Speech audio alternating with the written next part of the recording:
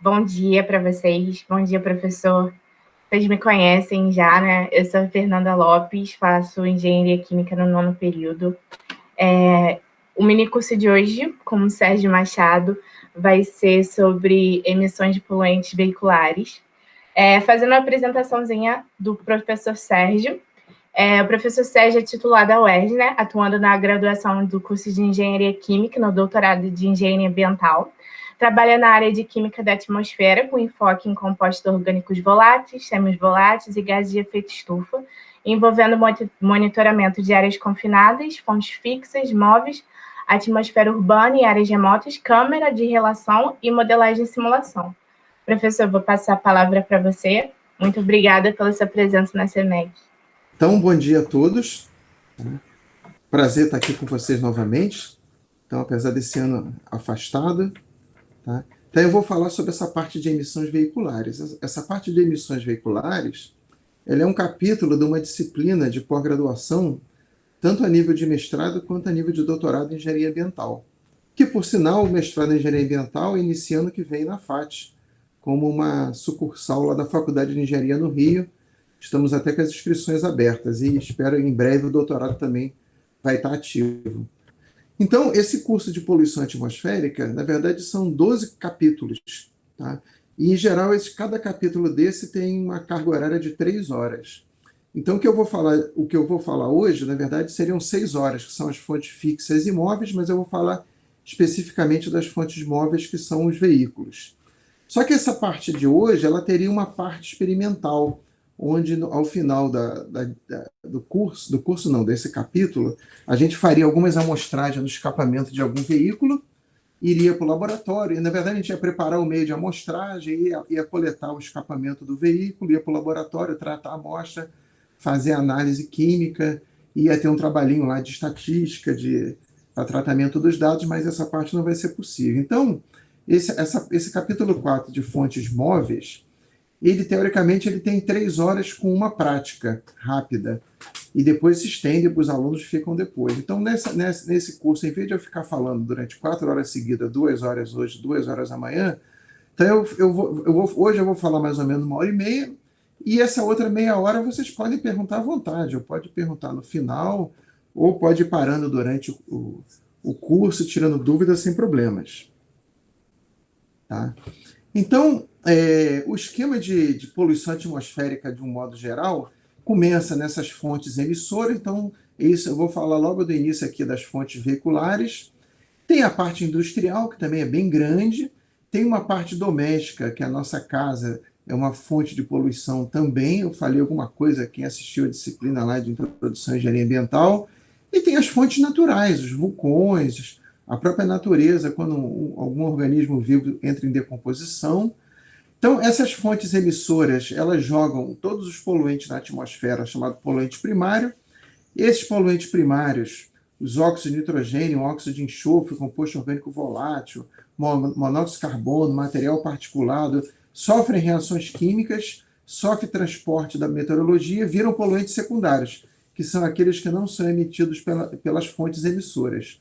Aí vem o ozônio, peróxido de acetilnitrato, formaldeído, ácido nítrico, ácido sulfúrico, assim por diante. Isso tudo cai na atmosfera urbana, que é o que efetivamente nós respiramos. O meio ambiente sofre todo o impacto, tem o problema de corrosão dos materiais estruturais, nas folhas, nos animais, nos corpos d'água. Muita gente trabalha no monitoramento, os grupos de pesquisa nas universidades, centros de pesquisa, as agências ambientais, o INEA, a CETESB e outras aí pelo Brasil afora, as municipais também, como a Secretaria Municipal do Meio Ambiente do Rio de Janeiro, chamada SMAC. Outras pessoas trabalham estudando os receptores, mais aqui o pessoal da biologia e da medicina, os efeitos nos seres humanos, nos vegetais, nos animais, nos materiais. Aqui entra o pessoal da engenharia de materiais, da parte de corrosão. Esses resultados todos de monitoramento e os receptores impactam na legislação, ou seja, os legisladores ficam sempre de olho nesses resultados para apertar um pouco mais a legislação, instituindo medida de controle. Aí vai entrar nas fontes fixas, nas empresas, industrial, Aí entram filtros, ciclones, precipitadores eletrostáticos, assim por diante. Nos veículos entram os catalisadores, filtros e assim por diante. E esse ciclo fica se realimentando o tempo todo. Tá? Então, isso aqui fica sempre melhorando cada vez mais. Então, falando um pouco de motivação, quando eu comecei no final dos anos 80 a trabalhar com poluição atmosférica, não existia nenhum especialista na área. Eu fiquei interessado porque a maioria dos meus amigos que foram trabalhar com o meio ambiente seguiram na parte de águas, que também é muito importante.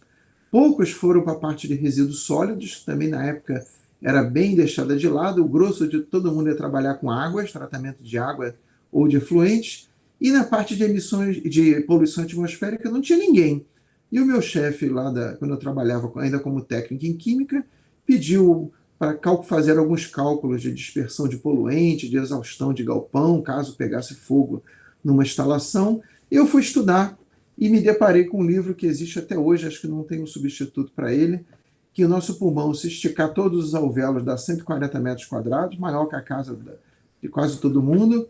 Temos aí 5,5 litros de ar nos pulmões. A cada inspiração, numa caminhada de shopping center, é meio litro de ar em cada inspiração. Colocamos para dentro 20 a 30 metros cúbicos de ar por dia, é muita coisa, tá? 30 mil litros. Temos 6 a 7 litros de sangue no nosso corpo e cada vez que um poluente encosta no nosso nariz, eles podem, em cerca de 1 minuto, ele já atingiu outros órgãos como o fígado, coração, pâncreas. A circulação é muito rápida. Tá? Precisamos, em média, de 1,5 kg de comida. Tem gente que precisa um pouco mais, tem gente que precisa um pouco menos. 2 litros d'água, 2 kg de água. Tá? Só que nós respiramos uma média de 15 kg de ar. Ou seja, o ar está muito mais presente na nossa vida do que o alimento e a água. E é uma coisa quase sem sentir. E o ser humano consegue, dizem, 5 semanas sem comer nada. Nunca tentei, não. 5 dias sem beber água, também nunca tentei. E dizem que a gente consegue ficar 5 minutos prendendo a respiração. Acho que eu não aguento nenhum. Tá? Faltam outras coisas aqui, né? A cerveja, o vinho, coisas mais do dia a dia das pessoas. Tá? O último levantamento que o órgão ambiental do Rio de Janeiro, do estado do Rio, fez, o INEA, foi em 2012, é o último relatório que tem. E lá aparece que quase metade da reclamação da população é a poluição atmosférica. Tá? A poluição hídrica, ou seja, dos corpos d'água, a sonora, no fundo, ela faz parte da poluição atmosférica, que ela se propaga na atmosfera, e outros. Aqui vem de resíduos sólidos e uma série de outras coisas. Então, se somar esses quase 50 com esses 15, 64% tem a ver com a atmosfera, porque é uma coisa muito democrática. A gente coloca um poluente na atmosfera, ele se espalha muito rápido e a população vai sentir o odor e vai reclamar. A poluição hídrica, ela só vai se sentir incomodada se aquela água for do consumo humano, ou do consumo para lavagem, ou para beber, alguma coisa. Já a parte de resíduos sólidos também só incomoda a população se gerar odor, que já vira poluição atmosférica. Então, o lixão perto da casa de uma pessoa, no fundo, ele é um problema de resíduo sólido acoplado a uma poluição atmosférica, mas também vai estar acoplado à poluição hídrica, porque o lixão ele vai gerar o chorume para o subsolo, que vai afetar os corpos d'água. Então, essa parte do meio ambiente é muito conectada. Mas a população sente mais a poluição atmosférica, porque os poluentes se espalham muito rápidos. Para ter uma ideia, nós fazemos um monitoramento de 15 em 15 dias no centro do Rio de Janeiro para compostos orgânicos voláteis. Em média, nós encontramos 120 poluentes. Isso fazendo análise por cromatografia. Só que desses 120, o ser humano só consegue sentir o odor de cerca de 15, de 12 a 15 poluentes. Os outros são completamente inodoros para o nosso nariz, que em 200 anos de revolução industrial ele não conseguiu ainda se acostumar com esses novos cheiros. Ou seja, o ser humano demora uma escala de milhares de anos para sofrer uma evolução, segundo lá o velho Darwin. Tá? Então, a nossa atmosfera urbana, principalmente a urbana, onde a maior parte das pessoas vivem, é uma mistura do que sai do escapamento dos automóveis, que vai ser esse nosso mini curso, tem a parte da natureza, tem as queimadas espontâneas e não espontâneas, a parte de aterros sanitários, lixões e as emissões industriais. Também tem a parte doméstica. Dentro da nossa casa, a gente tem uma série de poluentes que saem dos nossos materiais estruturais, tintas, vernizes, aglomerado de madeira, plásticos e assim por diante. Então, é uma sopa danada que nós respiramos, material particulado, ou seja, poeira, gases do efeito estufa, composto orgânico voláteis, gases inertes como o nitrogênio, espécies inorgânicas, ácidos, ácido nítrico, ácido fúrico, H2S, metais. Alguns poluentes são legislados, a legislação manda a gente medir, seja ela federal, estadual, municipal, e também tem fungos, bactérias e uma série de outras espécies biológicas que nós respiramos, principalmente em ambientes fechados, onde se disseminou esse uso do ar-condicionado split. Cada vez as nossas casas estão mais fechadas em função do calor e do barulho do lado de fora, vão cada vez colocando mais vedações e essas espécies biológicas vão se proliferando. Tá? Agora, chegando mais perto das emissões veiculares, tá? Quem tiver dúvida pode se manifestar. Eu não sei se vocês pode ser com áudio, ou eu teria que deixar aqui a telinha do chat, mas vamos seguindo. Então, os deslocamentos que foram feitos levantados em termos de Brasil, tá? Isso aqui foi uma pesquisa da Faculdade de Engenharia de Produção, lá da Escola Politécnica da USP, faltou colocar aqui a referência, mostra que, em média, das cidades brasileiras, tá? 37%, quase 38% andam a pé. Tá? Ou seja, vai para o trabalho a pé, vai para a escola a pé, seja por motivos de proximidade ou mesmo falta de outros meios de dinheiro, de bicicleta e assim por diante. Tá? Aí vem, bicicleta 2,9%. Eu sei que tem cidades que tem muito mais. Resende, eu acredito que tem muito mais do que 2,9%. Eu mesmo já quase atropelei vários ciclistas em Resende e tem bastante ciclista em Resende. Tem cidade que tem muito poucos ciclistas. Tá? Depois vem motocicleta. Quando a gente chega motocicleta em algumas cidades do interior do Nordeste, isso aqui chega a 60%. Tá? Mas, em média, no Brasil, isso aqui é 2,8% de deslocamento por motocicleta. Aí vem automóvel, 27%. Tá?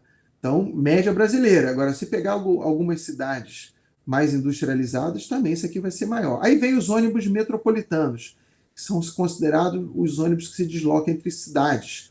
No caso aqui do Sul Fluminense, de Barra Mansa para Resende, de Volta Redonda, chega a quase a 5%. Então, nas grandes regiões metropolitanas, como o Rio de Janeiro, onde as pessoas moram na Baixada Fluminense, aí vem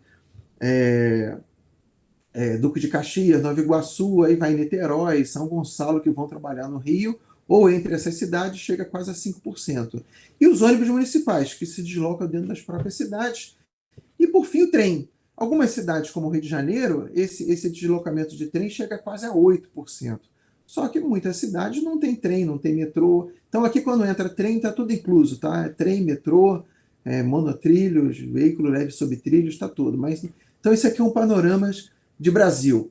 Então, o nosso curso ele ganha importância quando nós somamos esse 37 mais o 2,8 mais os ônibus aqui, tá? E o automóvel, ou seja, isso aqui vai somar quase 80% a 85% as emissões veiculares em médias brasileiras.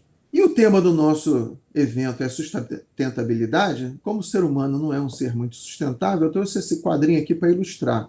Então, aqui na Revolução Industrial, uma população de 1 bilhão, tá? E nós estamos chegando aí, final de 2020, com estimativa de 7,8 bilhões, ou seja, um aumento bem considerável em 220 anos, e previsões de chegar a 10, 12 bilhões em 2050. Tá?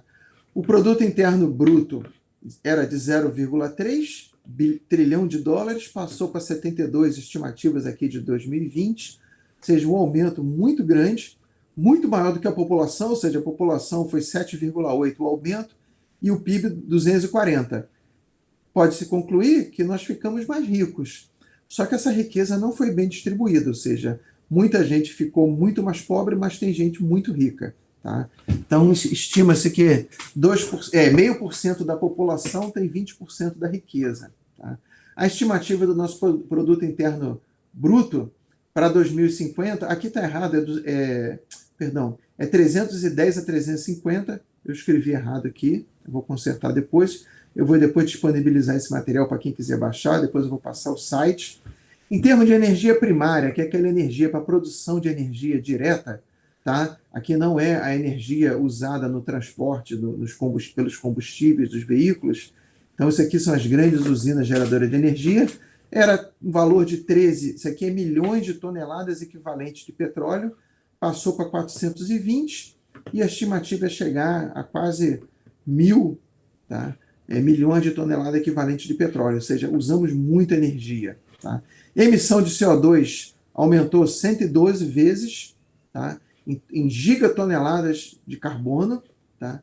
E deve ir para 50, de 37 para 50 até 2050.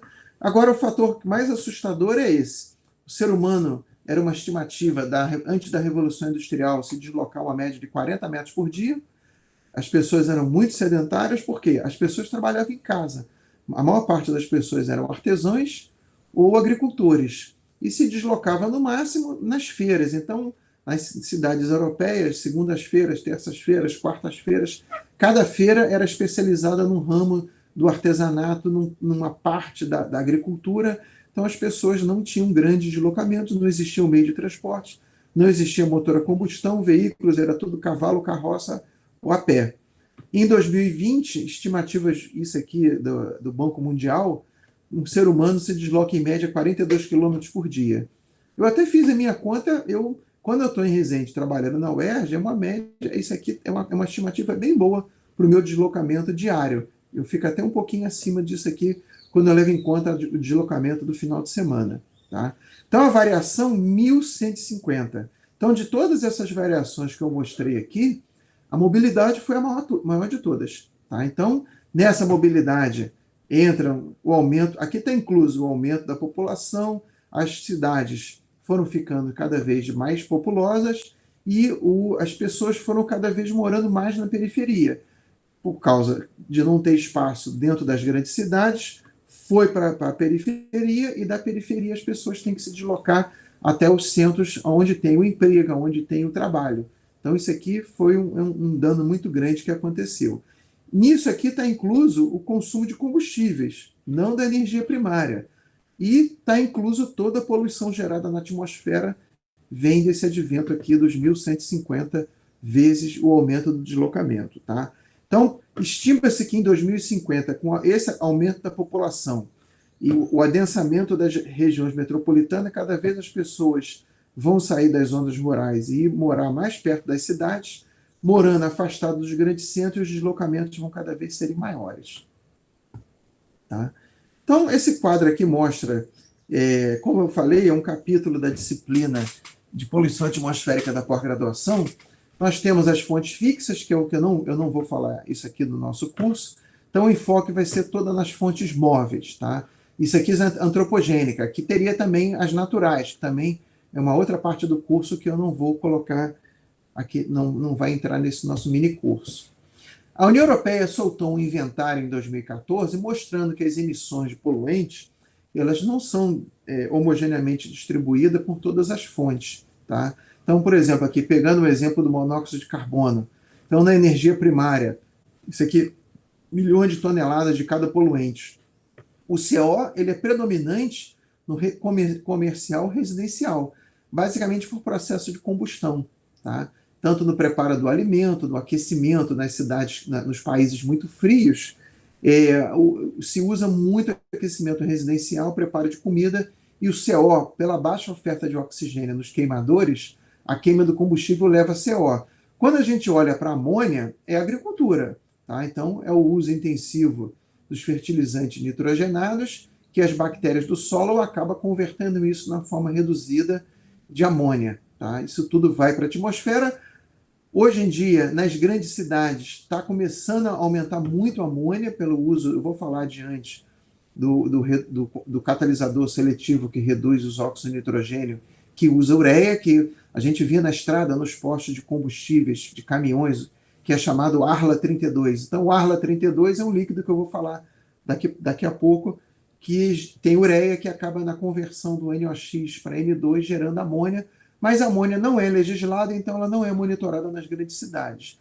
Quando a gente olha para os compostos orgânicos não metanos, então esse NM é No Methane Volatile Organic Compounds. Então, tirando o metano, os compostos orgânicos voláteis, tá? Aí tem aqui a parte industrial, que é o grande vilão.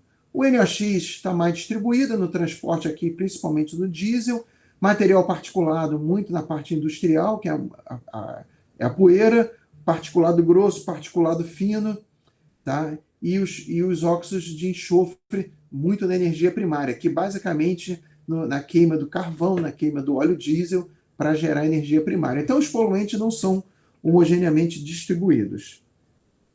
Tá?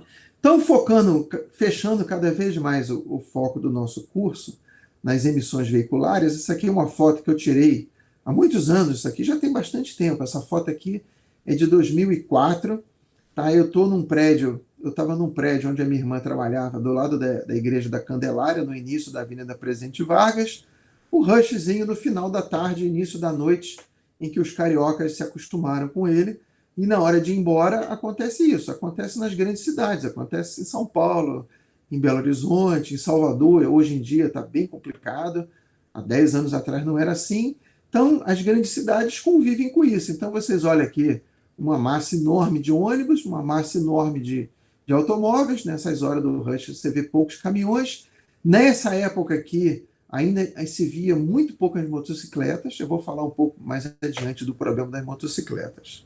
Tá? Então, da onde vêm as emissões veiculares? Tá? Então, a gente precisa olhar as emissões veiculares com 4 abordagens. Primeiro, o combustível. Qual é o combustível que a gente usa? Então, a gente tem no Brasil uma matriz energética bem diversa. Então, a gente tem a gasolina, que a gente deve chamar de gasol, porque ela é gasolina com 27% de etanol. Aí vem o diesel, que tem 12% de biodiesel, que está indo para 13%. Aí tem gás natural veicular, etanol hidratado, e começaram a entrar os carros elétricos, carros híbridos, também eu vou falar um pouco dos carros elétricos híbridos. Então, o nosso combustível ele precisa ser estudado de uma forma bem separada, porque ele tem uma série de compostos que acabam ou não queimando no motor, na combustão, ou sendo queimado de forma incompleta. Tem o modo de injeção do combustível nos motores, que eu vou falar isso aqui, é a tecnologia dos motores, que isso aqui melhorou muito nos últimos 30 anos. Tá? Os motores, por sua vez, também nos últimos 30 anos melhoraram bastante, e, por sua vez, os pós-tratamentos, como os catalisadores e outros dispositivos que existem pós-combustão, tá? Que também vem melhorando bastante ao longo do tempo. Eu vou falar esses quatro enfoques de forma separada. Tá?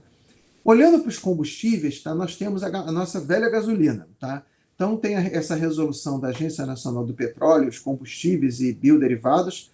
O nome da agência é enorme, só que mantiveram a ANP. Então, ela é de 2020, ela é desse ano. Temos aí 50 ppm de enxofre na gasolina. Tá? Pode ter na gasolina 1% de benzeno. Ou seja, benzeno é um carcinogênico reconhecido, causa leucemia, ou seja, o câncer, né, nos leucócitos, tá? E no Brasil, incrivelmente, é permitido 1% de benzeno.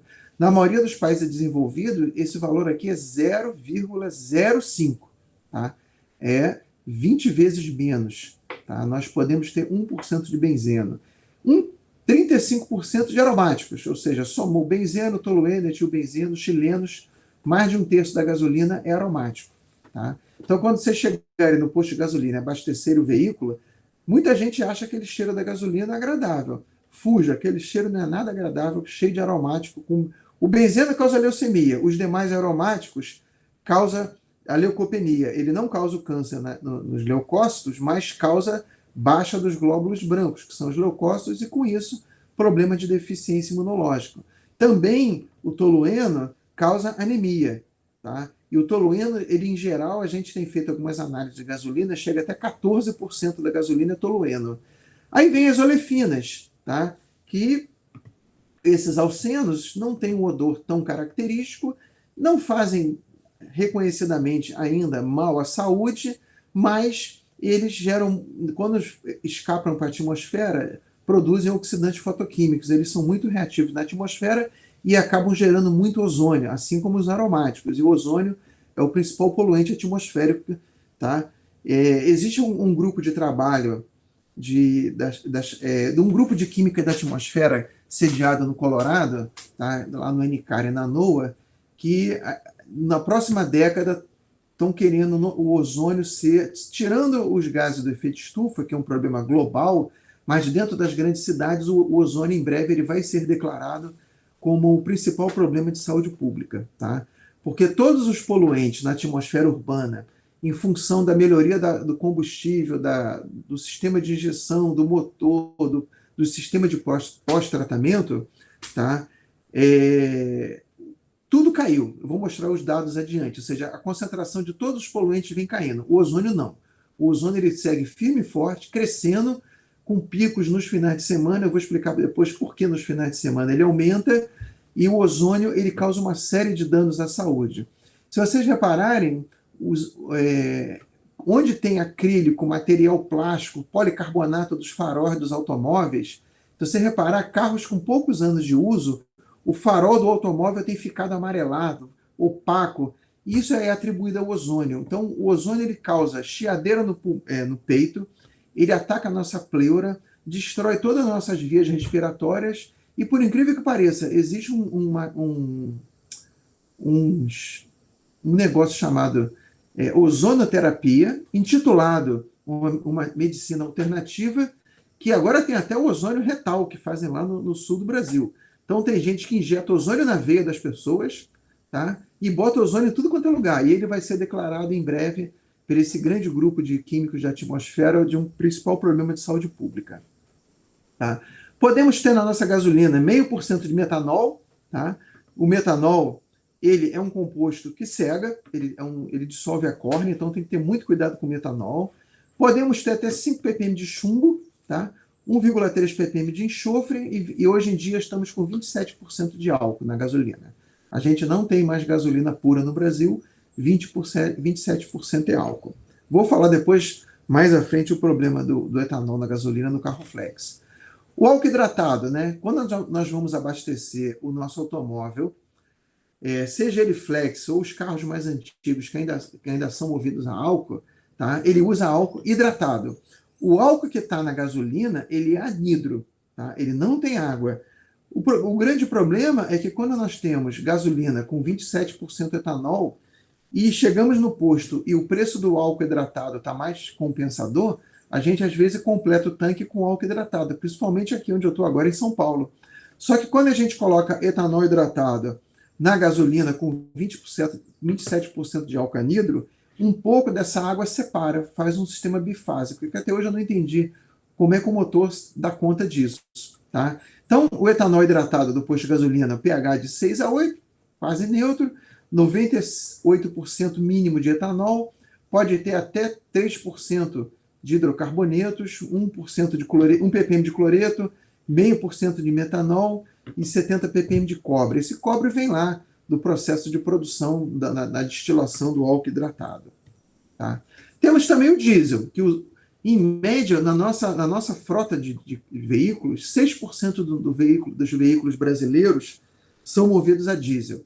Basicamente, caminhões e ônibus. Só que eles consomem quase 46% de todo o combustível em volume no Brasil, porque eles percorrem grande distância. Então, o nosso diesel, resolução de 2013, 10 ppm de enxofre, ou seja, tem mais enxofre na gasolina, que é 50%, do que no diesel. 12% de biodiesel, indo para 13%. Eu acho que agora em outubro já foi para 13%. Eu preciso até me informar melhor, que eu li numa notícia que ia passar para 13% em outubro. A perspectiva é chegar a 20%. Eu vou falar depois do efeito do biodiesel no diesel amanhã. Pode ter 200 ppm de água, que isso é inerente à absorção da água pelo diesel, só que pode ter até 11% de hidrocarbonetos policíclicos aromáticos. Também é outro grande problema do diesel e da queima do diesel, esses compostos acabam parando na atmosfera. Então, nesses hidrocarbonetos policíclicos aromáticos, entram aqui todos aqueles compostos com mais de um anel aromático. Começa no naftaleno, aí vem fenantreno, antraceno, benzoapireno, até os compostos com 5, 6 anéis aromáticos aromáticos como o indeno. Tá? E temos o Professor, gás natural veicular, tá? Regido aí. professor, Oi, antes de você começar a falar do gás natural, a sim, Ana Laura tem uma dúvida aqui. sim. Vou ler para você. Professor, comparando os veículos antigos com os veículos mais modernos, embora tenha essa mudança de equipamentos e combustíveis, o número de automóveis emitindo esses poluentes aumentou consideravelmente. Em que momento nós tínhamos um cenário mais poluído? Antigamente ou hoje em dia? Vou chegar lá, vou mostrar esses dados. Só mais um Beleza. pouquinho. Então, o gás natural veicular, eu pessoalmente acho uma ideia de Jerico isso, tinha que dar uma surra que inventou isso. Então, o gás natural veicular, ele, pela resolução da ANP, tem que ter 90% de metano. Tá? Então, o metano, mas hoje em dia, nas análises que eu tenho feito, ele chega até 94%, 96% de metano. E o metano é uma molécula muito nobre, isso na química, né? Por quê?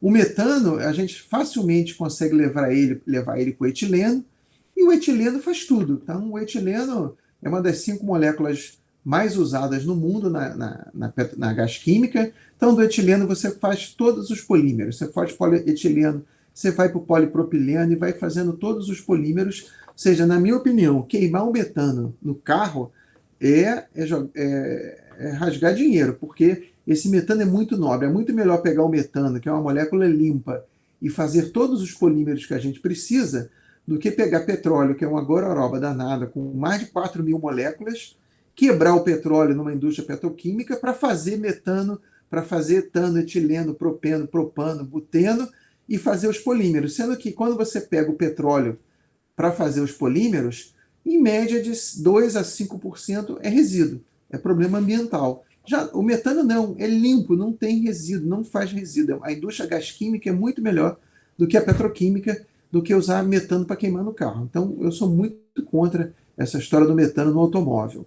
Então, mas o gás natural veicular é autorizado pela resolução de 2013 ter 0,8% de oxigênio, 3 de CO2, 10% a soma desses três caras, 70 miligramas por metro cúbico de enxofre, 10 miligramas por metro cúbico de H2S, que é um cara bem fedido. Tá? Então, isso aqui, você consegue sentir o cheiro disso, isso aqui é o cheiro do ovo podre. Quando você vai abastecer um carro com GNV no posto de gasolina, escapa um pouquinho de gás, isso aqui facilmente a gente consegue reconhecer. O ser humano é muito eficiente, o sistema olfativo, para reconhecer os compostos reduzidos de enxofre, H2S, sulfetos, mercaptanas, e os compostos reduzidos de nitrogênio, em especial amônia. Tá? Por quê? Ao longo da evolução humana de milhares de anos, são os compostos que indicam que o alimento está estragado. Então, o nosso sistema olfativo ficou especialista em composto reduzido de enxofre e nitrogênio. Então, qualquer escape do GNV no posto de GNV a gente sente. Tá? E o nosso consumo de combustível. Tá? Temos aqui quase um quarto gasolina comum. Tá? Aí vem aqui gás liquefeito de petróleo, tá? Que vem aí a gente usa nos botijões. 1,2% é óleo combustível usado em caldeiras. Tá? Aí vem 36% óleo diesel. Esse biodiesel ele está misturado aqui no óleo diesel. Tá? Aí vem o etanol, 20,9%, e o querosene de aviação. Tá? Então, nós temos mais ou menos aí 40%, tá, do diesel, só que esse 40% do diesel com biodiesel ele é consumido, tá, por somente 6% da frota em número de veículos. Por quê?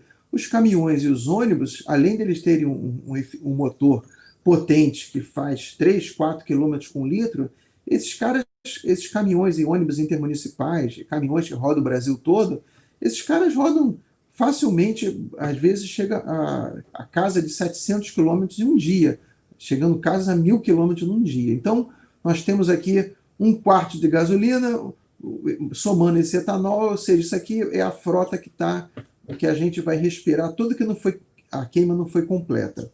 Tá? E aqui os aviões, que hoje em dia essa pizza está diminuindo bastante, quase ninguém está andando de avião. Tá?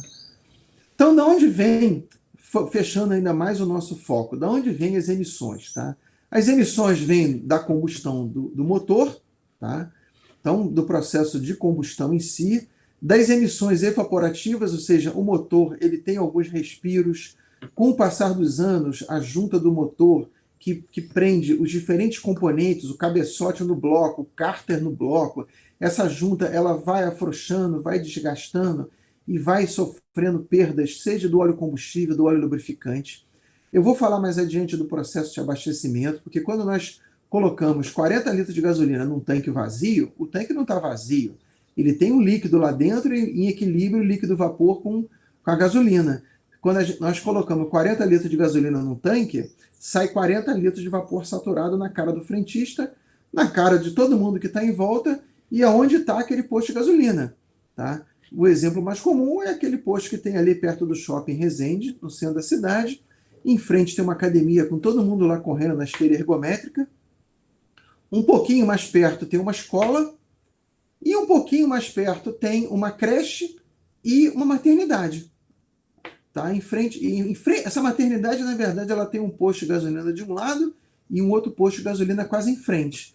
Então, toda essa gasolina e o etanol e o diesel que vai sendo abastecido vai entrando na atmosfera e as pessoas em volta vão respirando. O Brasil não tem nenhuma legislação que limite a localização de postos de abastecimento, como é nas cidades americanas, que você não pode ter posto de abastecimento dentro das grandes cidades.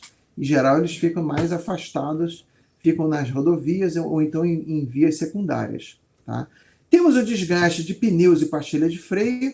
Uma vez eu tive a curiosidade, na troca de um pneu do meu carro, de pesar o pneu careca com o pneu novo, tá? E essa diferença aqui dá quase 3 quilos de um pneu novo e de um pneu careca. Na verdade, quase 4 quilos, deu 3,4 kg um pneu novo e um pneu careca. Então, essa montanha de pneus andando nas cidades, isso aqui está se desgastando, isso aqui é borracha. São hidrocarbonetos de cadeia longa e esse pozinho vai indo para a atmosfera e a gente vai respirando isso. As pastilhas de freio também vão se desgastando. No passado era bem pior, porque elas eram de amianto, hoje em dia elas não são mais de amianto, são compostos um pouco mais inertes, mas geram poeira. E essa poeira ela acaba parando nos nossos pulmões, elas servem de pontos de condensação para moléculas orgânicas que também vão atingir todo o nosso sistema respiratório. Tá? Aí vem as emissões veiculares. Tá? Então, as emissões veiculares dependem do estado de conservação. Tá? A gente ainda consegue ver esses carros velhos aqui, que a maioria dos professores da UERJ que ganham muito pouco, tá?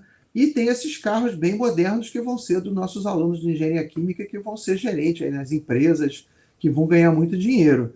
Tá? Tem ainda os carros elétricos que eu vou falar adiante. Tá? Há pouco tempo atrás, talvez uns 3 ou 4 anos atrás, eu estava andando na Dutra, indo para o Rio, e perto ali de Barra do Piraí saiu uma Brasília azul com aquela placa amarela de 2 letras ainda. Tá? Isso tem 3, 4 anos atrás. Ela entrou na Dutra, andou mais uns 3 quilômetros, eu fui atrás para ver onde é que ela ia, e depois ela entrou numa via secundária de terra na Dutra ali em Piraí e foi embora. Ou seja, é um veículo ainda de placa de 2 letras, que eu nem lembro mais há quantos anos não tem placa de 2 letras amarela. Tá? Então depende muito do estado de conservação. Tem gente que tem o hábito de manter o seu veículo bem conservado, depende do tipo de veículo, se é veículo leve, veículo pesado, qual combustível que ele usa, depende do modo de dirigir, tem pessoas que têm uma direção mais agressiva, tem outras não. Tá? Se vocês repararem, hoje, nas cidades, na hora do almoço, em especial no início da noite, tem uns carros e umas motos andando igual loucos dentro da cidade. E se você reparar, geralmente é carro de Uber, que eles andam rápido, porque eles precisam pegar bastante passageiro, e as motos que fazem delivery se multiplicaram, entregando comida para todo mundo. Então, naquele horário de 6 às 8 da noite, está muito perigoso. Os carros e as motos de delivery passam igual uns doidos, acelerando muito, e isso mexe com a emissão de poluentes. Então, a regulagem dos automóveis, então isso tudo mexe na relação ar-combustível. Tá? Aqui o exemplo de um carro elétrico, eu vou falar adiante de um carro elétrico. Tá? Essa figura aqui, ela mostra bem esse efeito da regulagem do motor. Tá? Então, na regulagem do motor, existem os motores que são muito mais potentes, tá? onde se usa muito mais combustível do que ar, é o lado esquerdo aqui da figura, que são os motores acima de 1,6 cilindradas, tá? De 1,6 litros, 1,6, 1,8, 2 litros, tem carros de 2,4 litros e assim por diante. E tem os carros mais populares, que são os carros 1.0, 1.2, 1.3, até 1.4, em que são mais econômicos e usam mais ar do que combustíveis. Então, os veículos que têm as misturas ricas, tá, que são os carros mais potentes, 4 cilindros, 6 cilindros, eles têm altas emissões de hidrocarbonetos, de CO, mas não emitem tantos óxidos de nitrogênio. Então, o NOx é o NO mais o NO2. Já os carros menos potentes, os carros ditos populares 1.0, 1.2, 1.3, 1.4, eles emitem menos hidrocarbonetos porque eles têm mais ar para fazer o combustível, então eles conseguem oxidar os hidrocarbonetos, emitem menos CO, ou seja, o carbono ele vai todo para CO2, mas eles têm altas emissões de NOx, tá? E vai reduzindo aqui. Então, é difícil escolher. Talvez essa relação aqui entre o 13 e o 14 é onde a gente tem o mínimo de NOx, o mínimo de CO e nem tanto de hidrocarboneto, porque esse cara faz mal, esse cara faz mal e esse cara faz mal. Só que onde tem o mínimo desse, tá, a gente vai ter, tá, grandes concentrações de NOx e esse cara aqui. Então é difícil, tá, de fazer uma escolha. Então é um dilema, não existe um motor perfeito. Por quê? A gasolina é uma mistura de mais de 200 moléculas. Quando a gente faz cromatografia, a gente vê em média 200 moléculas. Isso vai desde 8 átomos de carbono até 14, 15, 16 átomos de carbono, muitos isômeros, alcanos, alcenos, aromáticos, dienos, tá?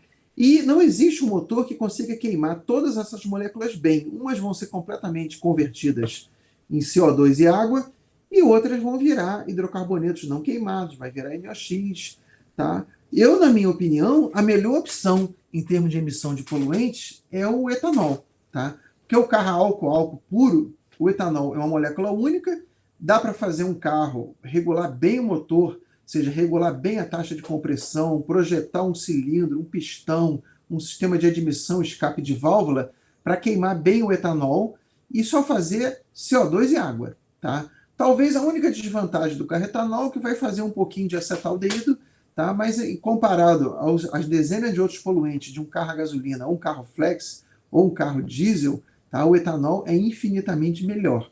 O problema do etanol é um problema de mercado. Por quê? Os usineiros, hoje em dia, preferem vender açúcar quando o açúcar está bem no mercado internacional. Com o dólar alto e os chineses comprando muito açúcar, é melhor fazer o caldo de cana do caldo de cana, fazer o açúcar, que não precisa de nenhum processo fermentativo para destilar o etanol, do que fazer etanol. Quando o dólar cai e a demanda da China cai, eles vão para o etanol, aí o preço do etanol cai. Então, o preço do etanol ele é muito volátil. Tá? Eu, pessoalmente, no Rio de Janeiro, se você fizer a conta no Rio de Janeiro e dividir lá o preço da gasolina pelo etanol, é sempre maior do que 70%. Então, não vale a pena botar etanol no Rio de Janeiro. Aqui em São Paulo já vale a pena. Tá? Mas também está bem elas por elas. Eu vou colocando mais para um problema de consciência ambiental, mas vamos seguir adiante. Tipos de veículo e legislação. Então, nós temos 3 tipos, basicamente, de combustível. Tá? O diesel, a gasolina, o veículo leve, que vai entrar gasolina, etanol, flex, o GNV e as motos. Então, a legislação ela é dividida em 3. O Proconv, para veículos diesel, seguiu a norma europeia. O Proconv, para os veículos leves, gasolina, etanol, flex e GNV, seguiu a norma americana. Tá? E as motos foi feito o Promote, que é o programa das motos, que seguiu também a norma europeia. Então, o Brasil seguiu ora a norma europeia, ora a norma americana. Eu vou falar um pouco disso agora. Professor, sim. Mas as motos não entram nos leves? Ela entra nos leves, só que o modo que a gente mede as emissões é diferente. Tá? Eu vou falar de como é que a gente mede essas emissões veiculares. Então, o diesel é um jeito, os veículos leves, ou seja, os de 4 rodas, é de um jeito, e as motos é um outro tipo de ensaio. Eu vou falar um pouquinho mais à frente. Tá? Beleza. Então, só para exemplificar, Os veículos leves, tá? Aqui falando só os de 4 rodas, a legislação basicamente começou forte em 1988, ou seja, para o veículo ser vendido na concessionária, ele tinha que atingir os limites de poluição estipulado em gramas por quilômetro. Então, lá em 1988, final dos anos 80, tá, estipulou 24 gramas por quilômetro, monóxido de carbono, 2,10 a soma de todos os hidrocarbonetos, óxido de nitrogênio. Então, a cada etapa, tá, 92, 97, esses limites foram apertando cada vez mais. Aí pergunta, por que não apertou logo de uma vez? Porque já em 1988, muitos países europeus e os Estados Unidos, eles já estavam aqui no L4, equivalente da gente. Tá? Nós ficamos, tá, muito atrasados. Tá? Se vocês olharem aqui o L4, 2005, tá? É uma média aí de 15, 17 anos defasada em relação aos europeus e americanos. O problema é que as montadoras e a Petrobras, que monopoliza ainda o refino, elas gritaram muito, ou seja, não tinha como atender a norma L4 em 88. Tá? As montadoras não estavam prontas para isso. Teoricamente elas estavam, porque são todas montadoras multinacionais, ela tinha esses motores na Europa e nos Estados Unidos, por que elas não trouxeram esses motores, o sistema de catalisadores em 88? Mas é uma briga grande entre governo, meio ambiente, montadoras, Petrobras, opinião pública, entra muita política nisso, tá? Então, o Congresso Nacional. Então, o Brasil foi lá no L1, demorou 4 anos para chegar no L2, tá? Em alguns casos caiu pela metade, tá? Quase metade. Aldeídos nem tinha no L1 nenhum limite. Aí, 5 anos depois, entrou o L3. Então, no L3 a queda foi bem forte, tá? Depois veio o L5. Hoje em dia nós já estamos no L7. Eu preciso atualizar isso aqui. Só que o L7 é tão pouquinho aqui que ele nem iria aparecer. Eu tenho que melhorar essas figuras. O L7, só para vocês terem uma ideia do monóxido de carbono, é 0,5 para monóxido de carbono, eu lembro de cabeça. E aldeídos é 0,01, aldeídos totais. Então, a legislação veio apertando ao longo dos anos. As montadoras foram se adequando, a Petrobras também veio se adequando, tá? E isso foi melhorando, melhorando, melhorando. Então, são boas notícias. Com relação ao veículo pesado, os diesel, tá? A legislação foi seguindo a norma europeia. Então, o nosso Proconv 2 equivale ao Euro 0, é quando os europeus começaram, vamos seguindo. Então, tá aqui, ó, o CO teve uma queda grande de 100, tá?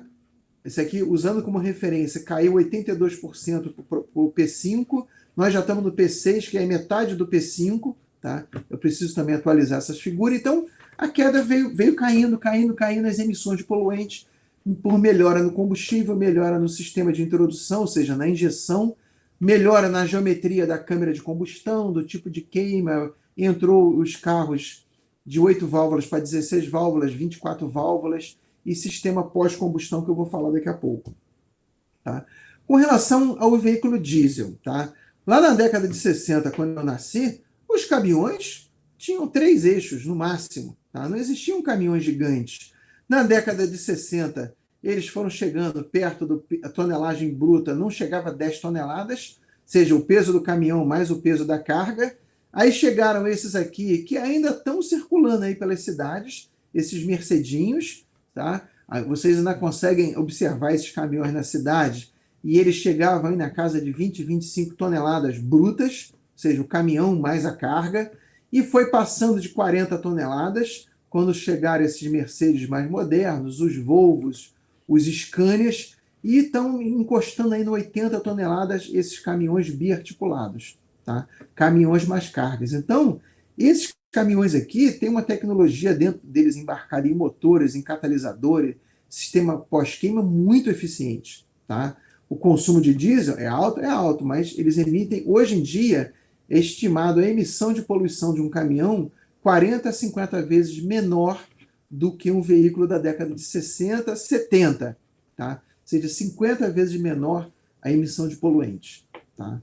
Então, eles foram evoluindo cada vez mais. Em relação ao veículo diesel, tá? Antigamente, eles eram quando começou, os caminhões, eles começaram com gasolina, foram passando para diesel, colocando a injeção direta nos anos 80. Na transição de 80 para 90 entrou o motor turbo, depois veio entrar o intercooler, que eu vou falar mais adiante. Nos anos 2000, os motores eletrônicos, que já seria o P4 do nosso Proconver, ou seja, o torque foi aumentando, mas ele nem precisou aumentar tanta potência. Então, chegando veículos aí na casa dos 500 cavalos. Tá? Lembrando que um carro popular, ele tem uma média aí de 80 cavalos. Um veículo popular, um veículo 1.6 na casa de 100 a 120 cavalos, e os motores hoje em dia já passou de 500 cavalos. Tá? Então, os motores diesel estão cada vez mais potentes e carregando mais carga, mas também emitindo menos poluentes. Tá? Então, as notícias não são ruins. Tá? Pegando aqui as emissões que estavam registradas, isso aqui dados da CETESB, a CETESB era quem media lá nos anos pré-década de 80, tá? Normalizando as emissões para poder colocar todos os poluentes juntos, porque as emissões variam muito de um poluente para o outro. Então, dividindo sempre pelo valor maior, nós tínhamos uma emissão enorme de todos os poluentes, e isso com o passar da tecnologia, isso aqui é veículo leve, tá? Foi diminuindo, diminuindo, diminuindo, tá? Os aldeídos teve um aumento aqui grande, tá? Nos anos 92, 93, com o crescimento do carro a álcool, tá? O carro a álcool, ele gera emissão de aldeídos pela química completa do carro a álcool, mas os catalisadores foram melhorando e o consumo de álcool também foi um pouco diminuindo, mas veio. Em 2008, nós estávamos com 1/20, em média, das emissões de poluentes da década de 80. Tá? A autonomia dos veículos só começou a ser medida aqui nos anos 2000, ou seja, quantos quilômetros por litro de combustível os automóveis, ou seja, a autonomia foi melhorando. Tá? O CO2 não tem jeito, o CO2 você não tem como se livrar dele, porque se a queima for completa vai gerar CO2. Então, a boa notícia é isso. Em 2008, nós tínhamos mais ou menos 1/20, ou seja, 5% das emissões da década de 80. Tá? Continuando aqui um pouquinho, isso aqui dados também da CETESB, do Estado de São Paulo. Continuando aqui, continuando esse gráfico, até perto dos dias de hoje, as emissões de CO continuaram a diminuir, então, de 2006 para 2018, ou seja, 12 anos, o CO caiu ainda, ou seja, já era 1/20 da década de 80, caiu pela metade de 2006, aqui do NOx 238 para 148, ou seja, quase metade, 128 para 65 dos hidrocarbonetos sem o metano, caiu pela metade.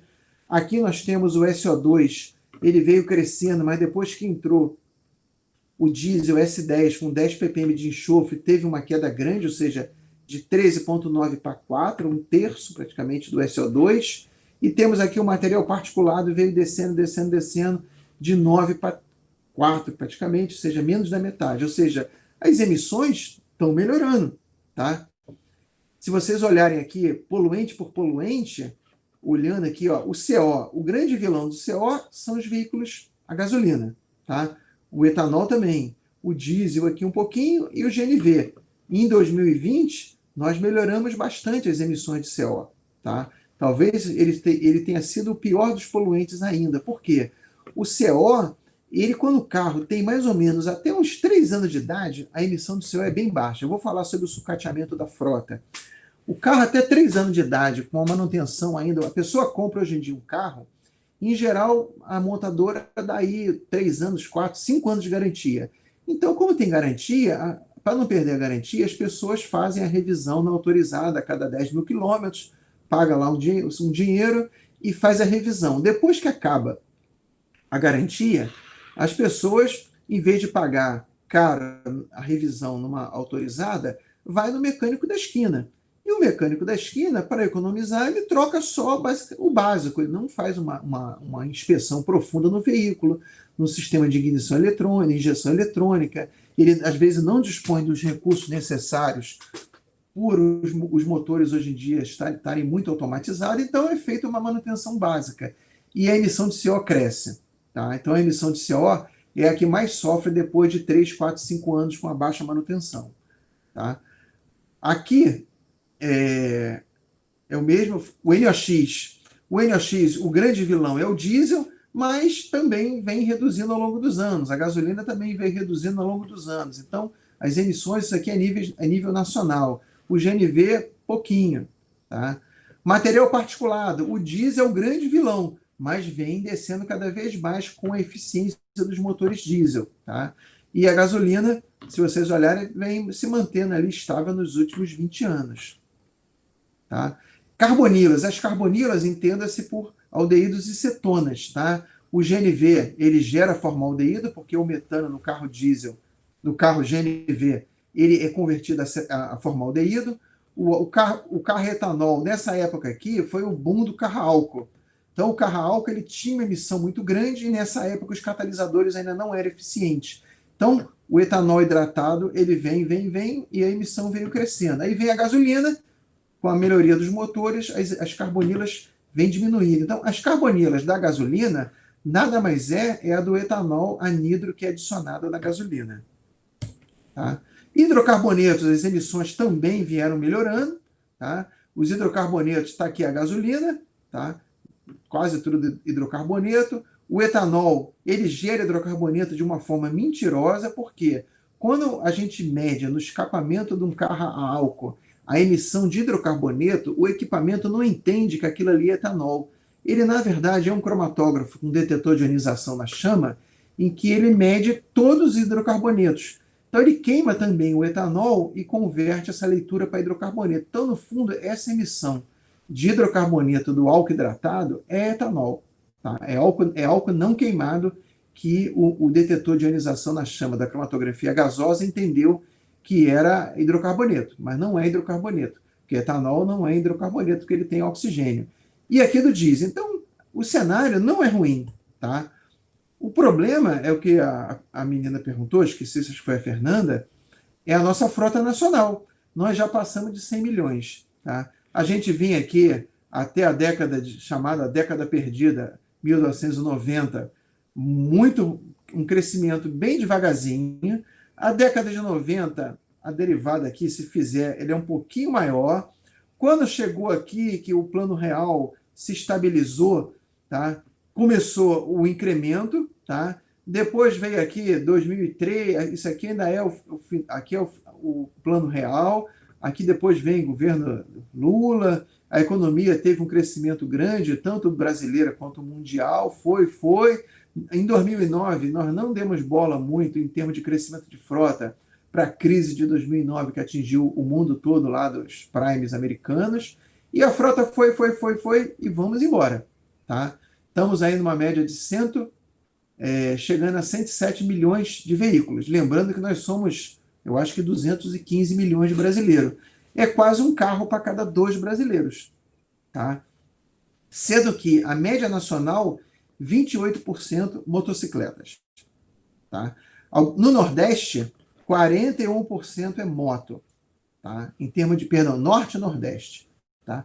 Sendo que uma moto chega a emitir 16 vezes mais poluente do que um veículo leve. Eu vou mostrar esses dados na aula de amanhã. Então, seguindo aqui um pouquinho mais. Tá?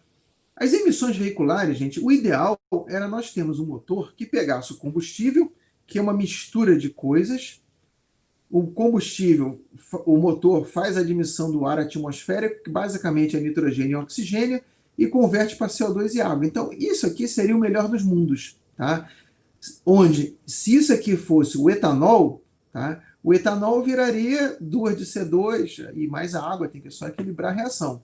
Tá? Então, seria a melhor combustão. Tá? Só que o combustível, hoje em dia, a gasolina, o diesel, o GNV, é uma mistura de coisas que, ao reagir com esse ar atmosférico, o oxigênio e o nitrogênio, gera o CO2 e a água, que seria a combustão completa, o CO, quando o carbono não tem oxigênio suficiente dentro da câmara de reação, os óxidos de nitrogênio, NO mais NO2, o material particulado, que é também o carbono que não queimou completamente, os hidrocarbonetos oxidados, fazendo aldeídos e cetonas e assim por diante. Então, um veículo leve, o que sai do escapamento, tá? Que é o que a gente iria medir numa aula prática, 70% é o nitrogênio, porque ele entra e sai, o nitrogênio não reage. Uma parte dele vai reagir gerando os óxidos de nitrogênio, porque dentro do motor a temperatura é muito alta. Então, apesar dessa molécula ser muito estável, uma parte dela consegue ser aberta e reagir com o oxigênio da atmosfera e fazer o NO e o NO2.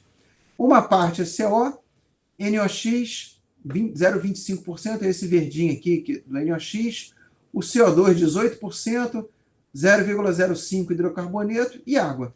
Tá? Isso aqui é geralmente o que a gente mede num veículo leve padrão que eu já peguei aqui de professores e alunos na UERJ quando a gente faz a aula prática. Tá? Agora, as partículas pequenas, a legislação não manda medir. E elas são muito tóxicas. Tá? Então, uma coisa que vem preocupando, eu vou falar a preocupação, o que a gente pode fazer no futuro na aula de amanhã. Então, isso aqui foi um trabalho, foi até de uma aluna de iniciação científica da UERJ, aqui de Resende. Nós pegamos um carro, dois carros de 2002 e dois carros de 2012. Tá? Basicamente, eles tinham era o mesmo modelo, tá? A conservação, lógica, não era a mesma em função da idade. Esse aqui tinha quase o triplo da quilometragem desse veículo, tá? Esse cara era um veículo quase novo, tá? Os dois eram veículo flex 1.6. O CO desses dois veículos, tá? De uma montadora nacional, reduziu 52%. A média de dois veículos 2002, dois veículos 2012, que eram carros do ano, tá? Eu não lembro agora a quilometragem. Eu sei que era de 3 a 4 vezes mais. O NOx reduziu 12 a 13%. O material particulado reduziu 45%. Os hidrocarbonetos reduziu 45%. A frota nacional, se fizer aqui 2002, tá? E 2012, a frota nacional dobrou em 10 anos. Nós dobramos o número de carros no Brasil em 10 anos. O problema que a gente identificou no trabalho é que o material particulado, a poeira, apesar da soma total da massa do material particulado reduzir 45%, quando a gente olhou as faixas de tamanho, nós usamos um impactador em cascata que separava o material particulado por faixa de tamanho, tá? O veículo 2014, tá? É esse mais escuro, e esse 2009 é o mais claro, tá? O veículo, perdão, esse aqui é o 2009, o mais escuro, e os dois veículos, a média dos dois veículos de 2009 e a média dos dois veículos de 2014. O material particulado chamado grosso, que é a partícula maior, em que ela se deposita rapidamente, que se chegar ao nosso nariz, vai ficar grudado na nossa mucosa e vai virar meleca, não tem jeito, essa palavra feia, tá? Reduziu, tá? Nesses carros que tem... aqui está errado, né? 2014... Perdão, aqui são os veículos, isso aqui é 2002, 2009, isso aqui está errado, é o carro 2002 e os dois 2012, eu tenho que redigitar isso aqui. O particulado grosso caiu, só que as partículas pequenas, menores que 2,5 micrômetros, que já conseguem chegar na nossa traqueia, praticamente é a mesma. Tá? Agora, as partículas menores que 1,8, que conseguem já descer mais no nosso trato respiratório, já aumentou aqui uns 15%. As partículas que já vão chegando perto dos alvéolos, aumentou 1/3.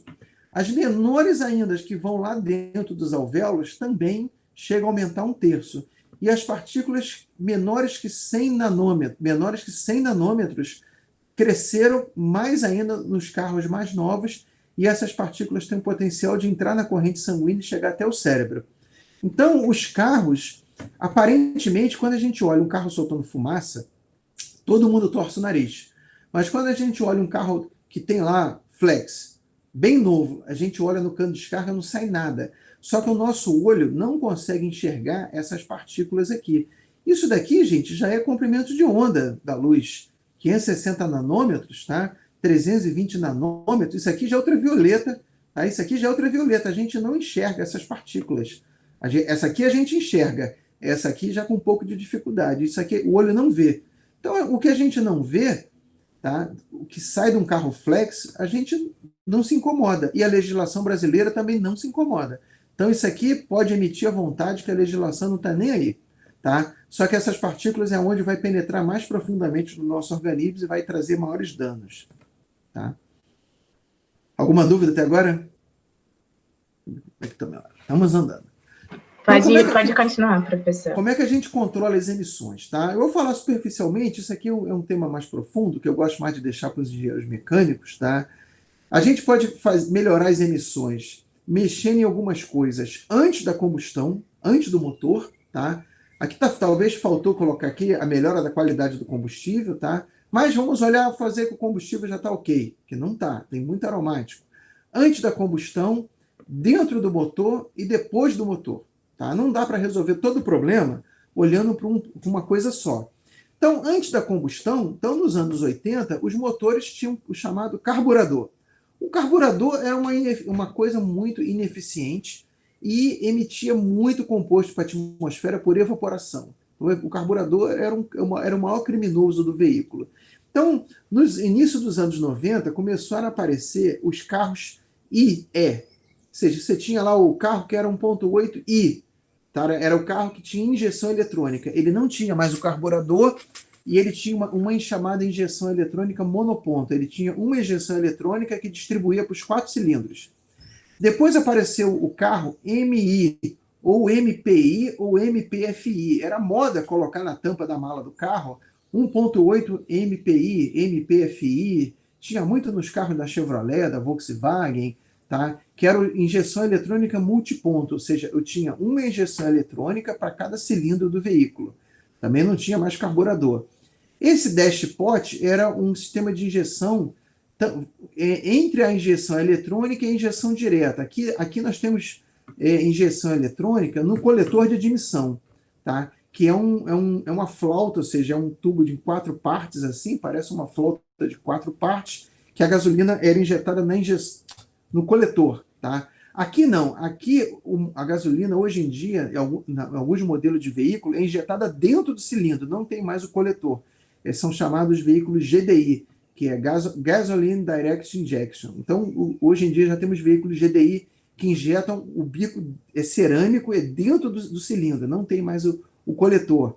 Temos agora o pré-aquecimento da mistura, que é chamado EGR. Eu vou falar nas próximas transparências, seja a mistura, tanto o ar quanto o combustível, o motor usa uma parte do calor que sai na exaustão para aquecer o combustível e o ar que vai entrar no motor. Isso aumenta a eficiência de queima. E o motor não fica tomando choque térmico o tempo todo de recebendo ar frio e combustível frio. Então, isso, além de melhorar a queima do combustível, melhora a durabilidade da liga metálica do motor. Tá?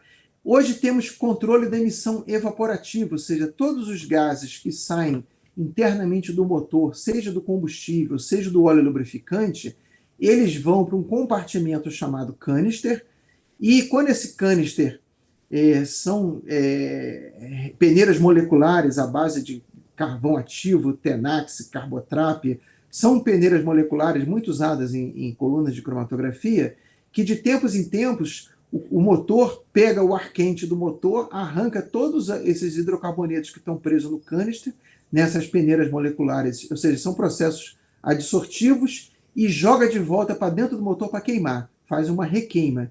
Então o motor ele não joga mais vapores de combustível, como era o carburador, nem os vapores de óleo lubrificante para a atmosfera. Ele vai tudo para esse canister e faz uma requeima. Então, isso tudo, gente, envolve muitos sensores, muita eletrônica, então não dá mais para confiar naquele motor, daquele mecânico de esquina, que era muito bom de ouvido, porque a eletrônica embarcada no motor é muito grande. Hoje em dia, os motores, você precisa ter um computador com um software, um plug que você conecta no motor, e esse software ele faz um mapeamento completo de todos esses sistemas que eu falei, e faz até a regulagem e vê se tem algum problema acontecendo. Tá? Já durante a combustão, hoje em dia, nós temos motores em que a taxa de compressão é variável. Ele pode mudar a taxa de compressão, seja mudando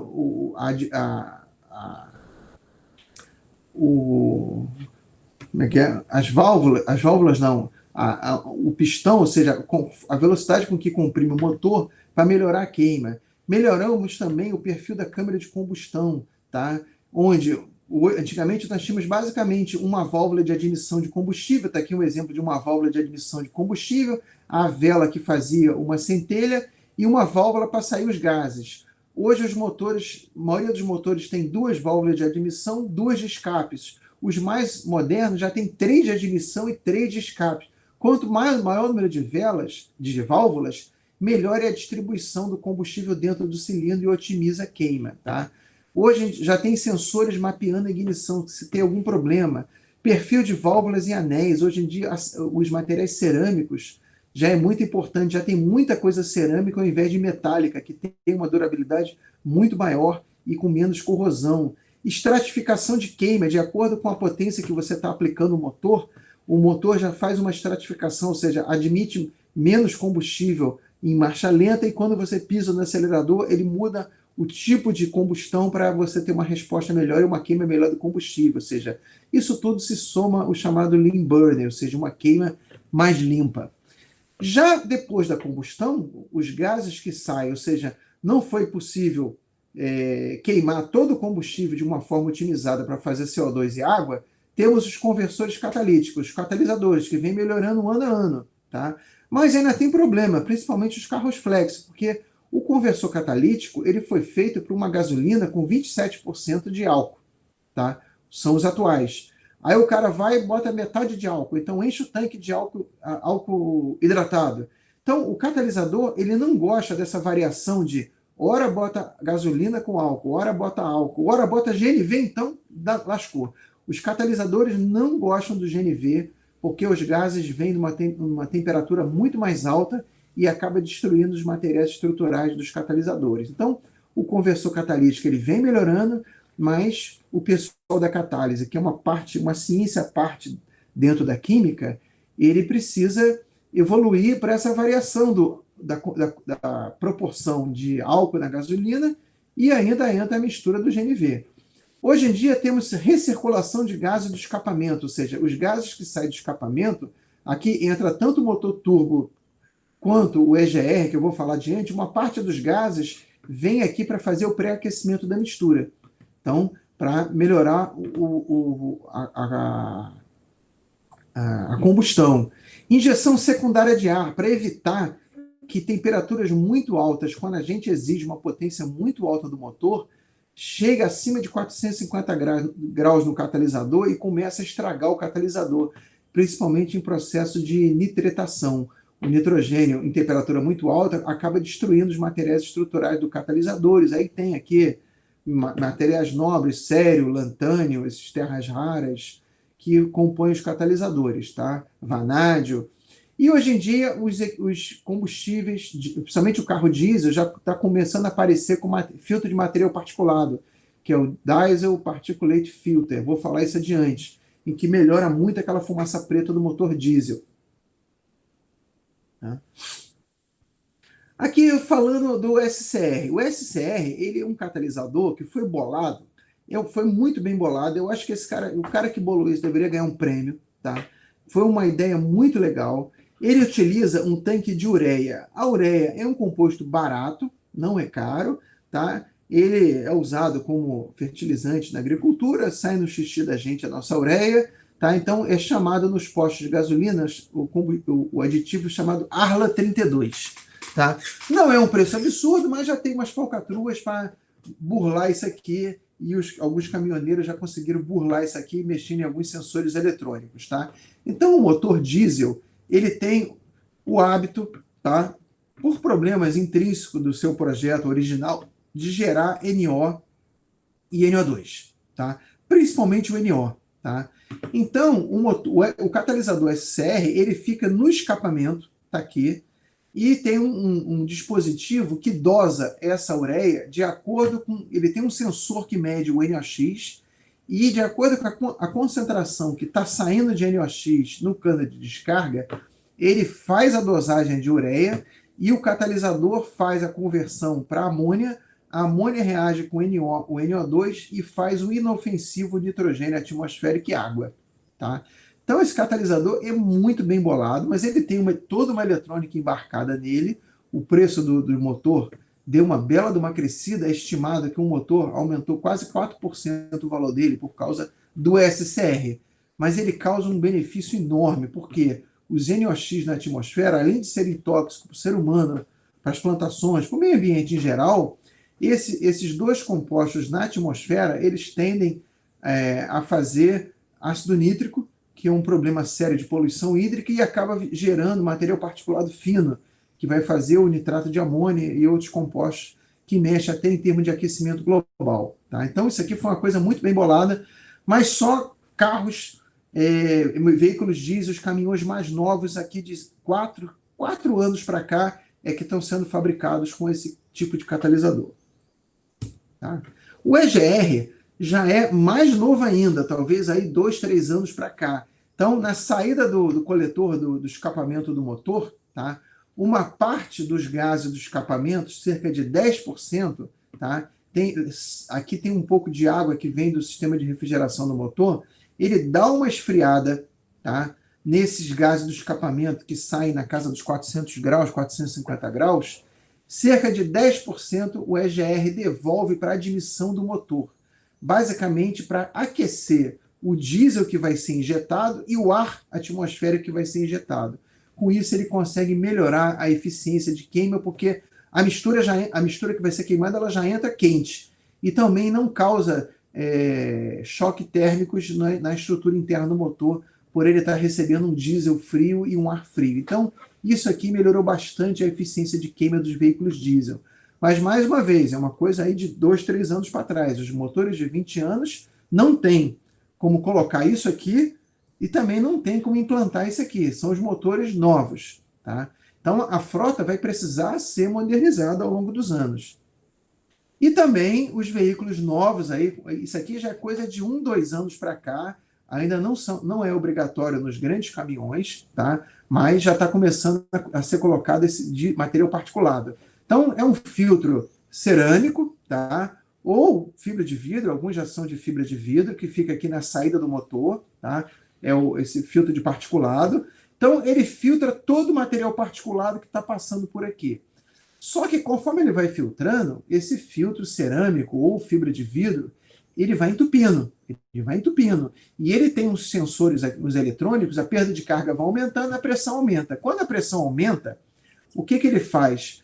Um pouquinho, aliás, a saída é aqui. Um pouquinho antes, aqui, ele injeta diesel puro antes. O diesel puro vem aqui altamente aquecido e quando ele chega aqui dentro, esse diesel puro oxida junto com o catalisador de oxidação, que não está aparecendo aqui, ele oxida todo o material particulado, ou seja, o material particulado que basicamente é fuligem, é carbono finamente dividido, vai virar CO2.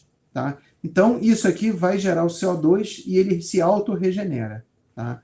Só que nesse processo de autorregeneração, dentro do catalisador de oxidação, tá? Se a tecnologia do motor não for bem feita, ele vai gerar os óxidos de nitrogênio, os NOx.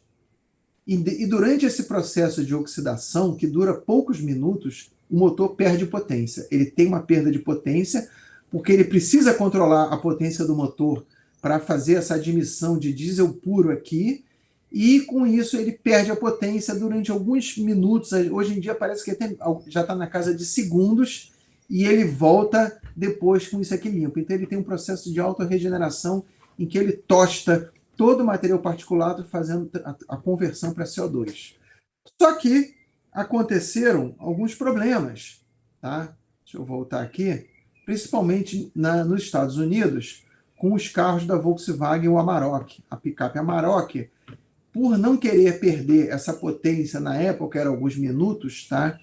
O que ele fazia? Na hora que fazia a conversão do particulado para CO2, eles não tomavam conta do NOx. Eles deixavam o NOx ir para a estratosfera durante esses poucos minutos e ficaram assim mesmo, para não perder a potência. E os usuários da Amarok V6, 6 cilindros, é um motor muito potente, não ficarem satisfeitos com esse processo de regeneração. O que aconteceu?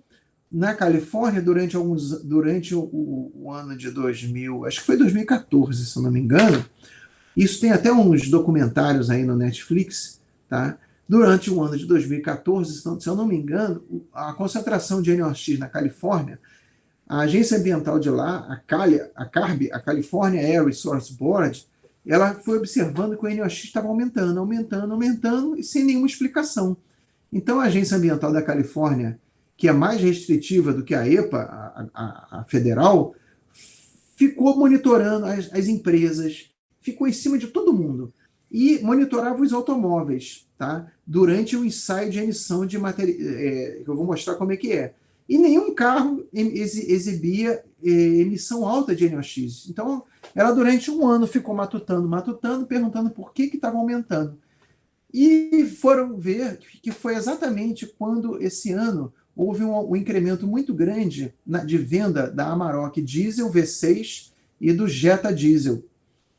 A Agência Ambiental da Califórnia, eu vou mostrar o equipamento mais na aula que vem, montou uma traquitana para medir, para pegar os carros na rua, durante o carro está andando na rua, a polícia parava, vamos medir esse carro.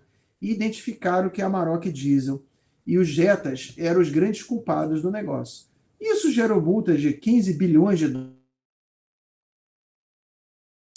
Aparece o deserto do Nevada com um monte, parece até espelhos, mas depois que a gente vê, não é nada de espelho. São milhares de carros que a Volkswagen teve que comprar com preço de nota fiscal de todo americano que se sentiu lesado por essa falcatrua. Preço de nota fiscal. Não importa se o carro do cara estava com 200 mil quilômetros, todo ferrado, amassado, enferrujado, e a Volkswagen teve que recomprar com preço de nota fiscal e foi parar quase tudo no México e na América Latina depois. Tá? E o presidente da Volkswagen foi preso. Parece que estava preso até há pouco tempo, estava preso ainda. Tá? Mas eu vou entrar em detalhe disso mais adiante.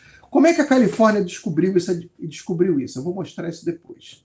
Já no veículo leve, o catalisador fica lá debaixo do automóvel. Tá? Tem uma pecinha que fica antes do abafador de ruído, que fica na ponta, ele fica logo depois do motor. Tá? Então, nos primeiros modelos, aí nos anos 92 a 96, tá? Quando a legislação, o Proconv, começou a apertar, começou a aparecer no Gol, no Saveiro, Paraty, Logos, Pampa, Versalhes, que eram os carros produzidos pela Auto Latina, que era um consórcio da Volkswagen com a Ford. Mas também apareceu nos carros da Fiat, apareceu nos carros, logo depois, nos carros da General Motors. Tá? Hoje em dia, um catalisador é obrigado a ter uma durabilidade de 80 mil quilômetros nos carros novos. E os de reposição, 40 mil quilômetros. Tá? No ano de 2000, tá? Esse valor era 30 mil quilômetros. Tá? No ano de 2000, um catalisador custava 3 mil reais para fazer a troca. Hoje em dia, com fator de escala, um catalisador, aqui está escrito errado, de reposição, custa de 300 a 500 reais. Ou seja, caiu bastante o preço do catalisador. Tá? Então, é um dispositivo que vale a pena. Só que as pessoas não tomam muito cuidado com o catalisador que fica escondidinho lá debaixo do carro. Primeira coisa que estraga o catalisador, não dar tranco no automóvel, ou seja, a bateria descarregou. As pessoas antigamente, com os carros a carburador, não tinha nada eletrônica no carro, arrumava 2 gaiatos para dar um empurrão e ficava um cara lá dentro, botava a segunda marcha, pena a embreagem, plum, o carro saía quicando igual um cabrito. O carro pegava. Um carro com catalisador, se fizer isso, vai gasolina não queimada no catalisador e vai destruindo aos poucos o catalisador. Andar com nível de combustível baixo. Por quê? Quando a gente anda com nível de combustível baixo, em geral a sujeira do tanque fica no fundo, até um pouquinho de água que vai absorvendo ao longo do tempo. E sem contar que pode entrar bolhas de ar na combustão e o carro dá uma rateada. Isso detona o catalisador. Cuidado com as lombadas para não amassar o catalisador. Tá? Que aí pode romper o catalisador. Primeiro ele dá um arranhão. Depois do arranhão vem a corrosão. E a corrosão acaba furando o catalisador. Não usar óleo lubrificante em excesso. Se o óleo lubrificante estiver acima da marca do máximo, naquela vareta de óleo, esse óleo lubrificante vai acabar parando no catalisador e vai estragando ele aos poucos. Não usar aditivos no óleo lubrificante nem no óleo combustível. Em geral, nenhum fabricante recomenda mais. Antigamente era comum usar os aditivos. E tinha, por exemplo, o Bardal. O Bardal era uma coisa muito comum da Texaco. Então, hoje em dia, não se usa mais isso. Não andar em área alagada. Por quê? Se o carro morrer durante uma poça d'água, vai entrar água pelo escapamento e o catalisador ele fica praticamente no nível do cano de descarga. Se essa água chegar no catalisador, ele quente vai hidrolisar os metais nobres que tem nele e ele perde completamente a sua eficiência. Não usar combustível adulterado, principalmente daqueles combustíveis muito baratos e daquelas marcas que a gente não conhece, tá? Não é uma economia boa de se fazer combustível adulterada, tá? Porque o catalisador não foi projetado para queimar moléculas que que ele não conhece. Evitar andar percursos muito curtos, tá? Então, em geral, menos de 10, 12 minutos na maioria dos carros, se a temperatura do motor não chegar lá onde o ponteirinho costuma chegar, o que vai acontecer? Condensação de água. Tá? É muito comum quando a gente liga o carro, principalmente o carro a álcool, assim que a gente liga o carro, ele cospe água. Por quê? O catalisador está ainda numa temperatura muito baixa e todo o duto de exaustão está numa temperatura baixa e não consegue fazer a água virar gás, vapor. Ela ainda está líquida. Tá? Ela vai condensando dentro do catalisador e do cano de descarga. E essa água vai destruindo o catalisador. Então a gente precisa, quando desligar o carro, o catalisador tem que estar na temperatura de trabalho para não ter nenhuma água condensada lá dentro. Tá? Outra coisa que destrói o catalisador é o motor queimando óleo. É aquela fumaça meio azulada que sai do motor, quando o motor já vai chegando no final da sua vida, e isso detona o catalisador. Esse óleo vai parar no catalisador e vai entupindo todos os poros. Agora, um grande problema ambiental que existe hoje é o que fazer com esse monte de catalisador. Aqui dentro, dependendo do tipo de catalisador de fabricante, tem cério, tem lantânio, alguns têm neodímio, praseodímio, tem vanádio, tá? Tem selênio. Então, tem metais nobres que precisam ser em pequenas quantidades, que esse processo de recuperação precisa se tornar economicamente viável. Há pouco tempo eu andei fazendo uma pesquisa, já existia alguma coisa, mas ainda precisa ter muito incentivo para isso aqui, porque isso aqui vai acabar parando em lixão mais cedo ou mais tarde.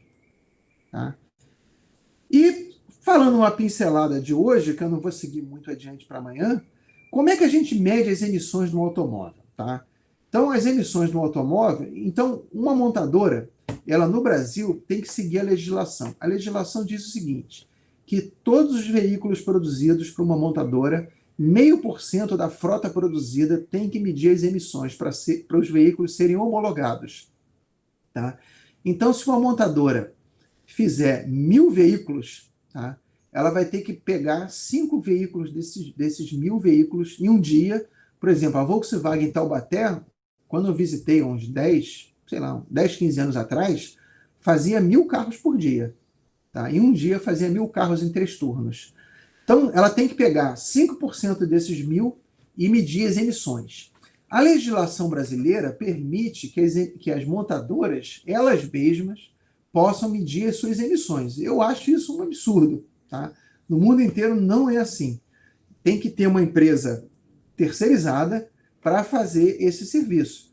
Tá? Se nos Estados Unidos é terceirizado e a Volkswagen conseguiu durante quase 2 anos enganar lá a agência ambiental americana, imagine a empresa brasileira, ela mesma faz as emissões dela e ela emite os próprios laudos se os carros dela estão bons ou se não estão bons, estão seguindo os parâmetros de emissão. Então, o que o carro faz? O carro ele entra num sistema onde a roda de tração, seja ela dianteira ou traseira, é presa nos rolos. Eu vou mostrar mais adiante. Esse rolo é magnético, tá? E o carro é todo amarrado, e se a roda de tração for dianteira, tem um rolo na frente e um rolo atrás. Um para cada roda. Tá? E o que acontece? Desce uma tela de computador na frente do motorista e ele tem que seguir um protocolo de ensaio, onde tem acelerações, desacelerações, frenagem, ele para, espera, acelera, ele vai até 90 km por hora, e isso demora quase 20 minutos. Durante todo esse teste, tá? Aqui o dinamômetro na roda traseira, toda a exaustão é coletada e são medidos tudo que a legislação manda medir. Hidrocarbonetos totais, metano, NO, NO2, CO, CO2, oxigênio, mede o consumo de combustível, ele mede aqui antes do catalisador, mede depois do catalisador, depois sofre uma diluição, depois ele vai medir álcool não queimada, aldeídos, hidrocarbonetos totais. Então, mede também o ar ambiente que está entrando no motor, porque uma parte das moléculas que a gente vai encontrar no cano de descarga pode ser que elas estavam presentes dentro da própria sala de ensaio. Então, isso aqui funciona como se fosse um branco. Tá? Então, tem todo um sistema, um equipamento para medir as emissões, um chamado dinamômetro para fazer a homologação de veículos. custa, em média, US$ 1,5 milhão. Com o dólar do jeito que está, tá meio carinho para fazer uma vaquinha para a gente comprar um desse. Então, realmente não dá para fazer um desse. A maioria das montadoras tem, por exemplo, a Peugeot lá em Resende tem, a Volkswagen não tem, a Volkswagen Caminhões, que eu sabia, ainda não tinha. A Land Rover já tem o dela e vai assim por diante. Tem empresas que têm e tem empresas que mandam para laboratórios certificados, como é a Magnete Marelli em Curitiba, o Lactec, que é um órgão lá a Magnete Marelli em Campinas, o Lactec em Curitiba, que fazem esse serviço. Um ensaio de homologação de veículo custa em torno de R$ 15.000 por veículo. Tá? Então, esses laboratórios, apesar de serem caros, tá, você consegue gerar muito dinheiro, fazer muita pesquisa, e eles são autossustentáveis. Tá? Aqui, o que eu faço? Como a gente não tem o laboratório e as montadoras não franquearam para a gente fazer as nossas pesquisas, o que eu faço? Eu não trabalho analisando nas minhas pesquisas do nosso grupo as moléculas que a legislação manda medir. Porque o que a legislação manda medir, as montadoras ou elas fazem ou elas pagam para esses laboratórios fazerem. Eu faço exatamente o que a legislação ainda não manda medir, como os aromáticos, policíclicos aromáticos, metais e outras moléculas que a legislação ainda não manda medir. Então, está aqui a nossa van da UERJ, presa no dinamômetro. Essa van aqui da UERJ é uma Renault, o rolo está aqui debaixo da roda dianteira, ela é tração dianteira. Aqui desce uma tela de computador, que está aqui, ó, um LCD, o motorista senta aqui, tá? Aqui está a nossa câmera de reação, que a gente coleta os poluentes e acende umas lâmpadas que simulam a luz do sol para converter os poluentes primários em secundários, que a legislação ainda não manda medir. Aqui estão umas alunas na UERJ, aqui na época foi a Tainá, a Thaís, a Isabela, para fazer esse estudo. E aqui estão todos os equipamentos, acessórios. Então, o motorista, ele acelera aqui, tá? Durante o ensaio não tem ninguém aqui dentro dessa sala. Esse ventilador, ele faz o vento na velocidade que o carro estaria andando na rua, porque o motor precisa ser refrigerado. O cano de descarga é preso no laboratório aqui para coletar todos os gases do equipamento, e isso aqui executa um protocolo de ensaio. O que é o protocolo de ensaio que a norma brasileira especula? Que, na verdade, é uma cópia da americana, FTP 75. Então, o carro, isso aqui é em segundos, tá? 2.401 segundos. O cara acelera, tá? E ele vai trocando isso aqui são trocas de marcha.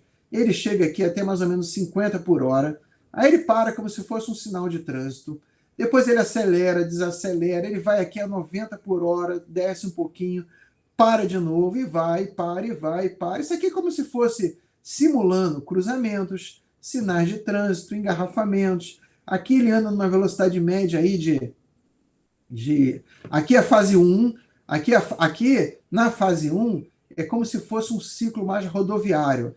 Na fase 2 é um ciclo urbano, onde a velocidade não passa ali de 40 a 50, com várias paradas. Depois o veículo é desligado, fica alguns segundos desligado, porque aqui ele foi ligado com o motor frio, onde o motor e o catalisador ainda não são eficientes. Aqui o motor é ligado com o motor quente e repete a fase 3, é um espelho da fase 1 que sumiu aqui, não sei porquê, tá? E depois de 2.000 e tantos segundos, desliga.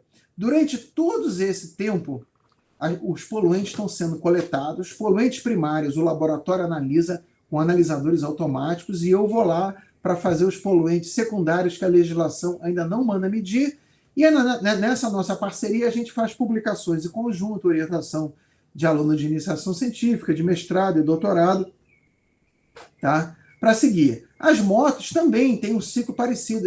Essa figura aqui não ficou boa, ontem eu peguei ela meio às pressas, tá? As motos também, elas sofrem aqui um ensaio, vai, acelera, volta, e as motos também, só que as motos elas têm um tipo de ensaio um pouco mais, que chegando aqui a 120 por hora, tá? Então, os poluentes, eles são coletados nessas bolsas, tá? E o laboratório analisa tudo aqui, tem os analisadores todos aqui. E depois que eles saem dessas bolsas, onde os poluentes primários que a lei manda medir, eu transfiro os poluentes primários para uma câmara de reação de 4.000 litros feita em Teflon, com lâmpadas de ultravioleta simulando a luz do sol, e os poluentes ficam sendo analisados aqui, tá? O ozônio, que a legislação não manda medir, CO, o NOx, aqui o analisador de partículas distribui em 10 faixas de tamanho. Então é um equipamento que custa em média 1,5 milhões de dólares, cada ensaio custa 15 mil reais, tá? Então é um bichinho caro. O que a Agência Ambiental da Califórnia fez? Quando ela suspeitou do NOx na Califórnia, ela montou um equipamento dentro da mala dos carros. Então ela ficou parando, com o auxílio da polícia, aleatoriamente, carros na estrada ou na rua. E botava os equipamentos dentro da mala da pessoa, a pessoa não podia se recusar, e carro de particulares. E saía com o carro para dar uma volta com o próprio dono do carro, medindo os poluentes. E foi fazendo por amostragem. Quando eles pegaram a Amarok e o Jetta diesel, os turbodiesel, viram que durante a regeneração do material particulado, as emissões de NOx aumentavam 20 vezes. Tá? E deu o problema chamado Dieselgate. Depois, quem quiser procurar aí no Netflix, tem, que chegou a 20 bilhões em multas e ressarcimento dos consumidores do Jetta e do Amarok. Logo depois apareceu essa sigla PEMS, é o Portable Emission Monitoring Station. Logo depois veio os fabricantes, chamado AVL, um grande fabricante de dinamômetros, e fez o MOVE, eu acho que é o Monitoring Online Vehicular Emission, se eu não me engano. Tá? Então eles fizeram esses equipamentos, que uma coisa é medir o carro parado aqui bonitinho. Agora, como é que a Volkswagen burlava isso aqui? Por que esse equipamento não conseguia, nos Estados Unidos, medir o problema do NOx da Amarok? Era o seguinte, a Volkswagen desenvolveu um sistema eletrônico que quando o carro está aqui no dinamômetro, se vocês olharem essas cintas aqui, o carro está todo amarrado. Ele não se move, só quem gira é a roda. Tá? Ele fez a seguinte jogada: se o volante não mexe e o carro está sendo acelerado, é sinal que o carro está no dinamômetro. Então, nessa fase, não faz a regeneração do filtro de particulado. Então, eles fizeram um sistema eletrônico que quando as Amarok e os Jettas iam para o dinamômetro, o sistema de regeneração de particulado não era ativado. E com isso não tinha emissão de NOx. Foi tentar enganar a Agência Ambiental Americana. Isso deu no que deu, 20 bilhões de dólares e o presidente preso. E depois acabaram que na Europa descobriram que a Porsche também fazia isso, a BMW também fazia isso, e que no fundo veio tudo da Bosch. Tá? Então, para medir as emissões, tudo é muito legislado. Então, o protocolo de medição de emissão é o 6601. Emissão evaporativa é tudo norma ABNT NBR, não tem o que fugir. Aldeídos, CO, consumo de combustível, etanol não queimado. E eu fico trabalhando onde não tem as NBRs. No futuro, alguma coisa vai virar NBR.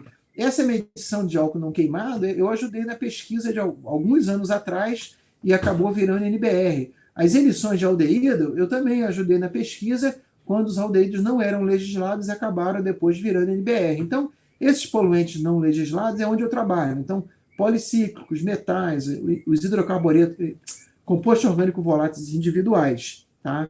Outra coisa que a gente tem que medir, que a legislação manda, e isso tem poucos anos, o carro vem quente, entra numa câmera completamente fechada chamada SHED, tá? Que é o Sealing House for Evaporative Determination. O carro entra aqui e desliga, tá? E com o motor desligado a quente, os analisadores de gases ficam sugando o ar aqui dentro durante, se eu não me engano, dá uns 12 minutos e vendo tudo que está escapando do tanque de combustível, do motor, da junta, do óleo lubrificante, até mesmo dos equipamentos estruturais do carro, como bancos, as partes plásticas e assim por diante. Tá? Lá em Curitiba, no laboratório que eu tenho parceria, acabou de ser montada uma câmera SHID, onde eu vou começar a fazer trabalhos com ela. E, finalmente, o problema do abastecimento. Isso aqui foi um trabalho feito pela CETESB, eu venho falando isso há mais de 20 anos. E agora, em 2015, a CETESB fez um trabalho detalhado, eu nunca consegui um aluno corajoso para me ajudar nisso. É aquela história, o tanque está vazio, a gente chega para encher o tanque, joga 40 litros de gasolina e saem 40 litros de vapor saturado. Então, a CETESB fez um estudo simplesinho, mostrando que para cada litro de gasolina sai 1,14 gramas de vapor. Só que se botar isso aqui, fazer o PVNRT, tá? Lembrando que o mol gera 22,7 litros, isso aqui é um volume absurdo de vapor de gasolina. Para cada litro de etanol abastecido, sai 0,37 gramas de etanol. Se você transformar isso aqui em mol em litro, é uma montanha de etanol gasoso. E esses gases vão para a atmosfera afetar os seres humanos, os animais, os vegetais e gerar oxidantes fotoquímicos, como ozônio. Ih, deu soluço. E finalmente as curvas de sucateamento. Isso aqui é uma coisa difícil de medir. A CETESB está na frente disso, mas na maioria das cidades, alguns estudos elementares já começaram a fazer, viram que é diferente de cidade para cidade, varia muito com o poder aquisitivo de uma cidade. Então, só exemplificando, motocicletas, cinza, tá? Uma motocicleta com 10 anos é metade da frota.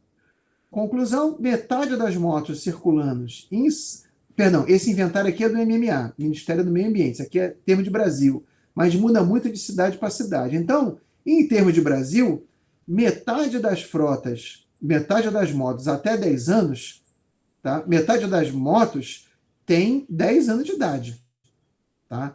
20 anos, vou pegar aqui um número mais redondo, em média aqui, ó, 20 anos, 18% das motos tem 20 anos. Tá?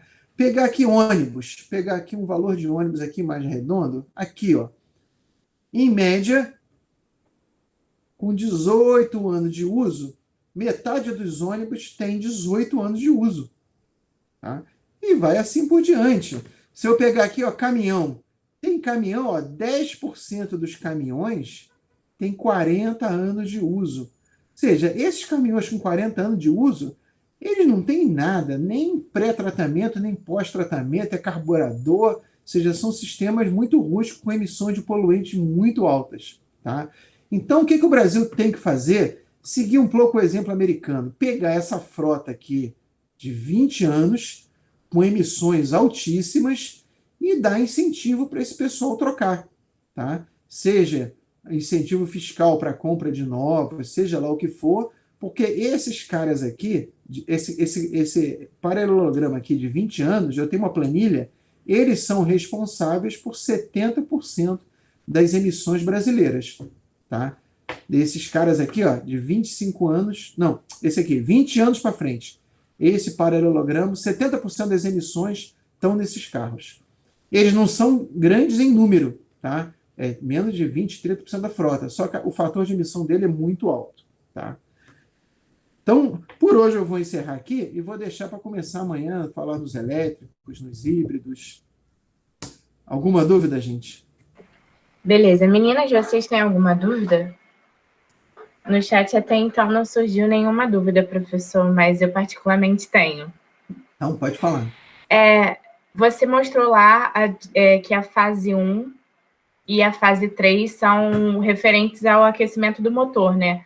E você viu alguma diferença em relação às emissões? Sim, naquelas fases, deixa eu voltar aqui. Quando a gente...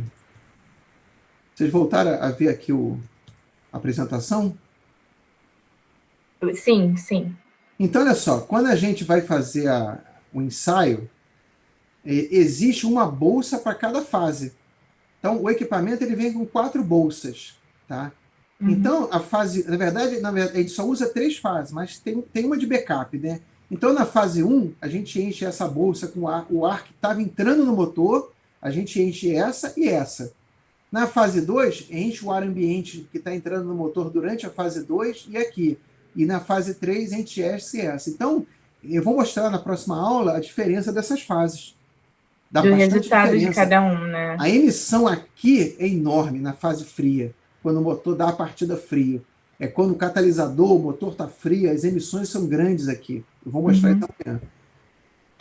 E outra dúvida que eu tive, professor, durante a pandemia a gente viu que essas emissões de gases em geral no Brasil foi a contramão do mundo, né? Não referente à emissão de veículos, mas sim no desmatamento.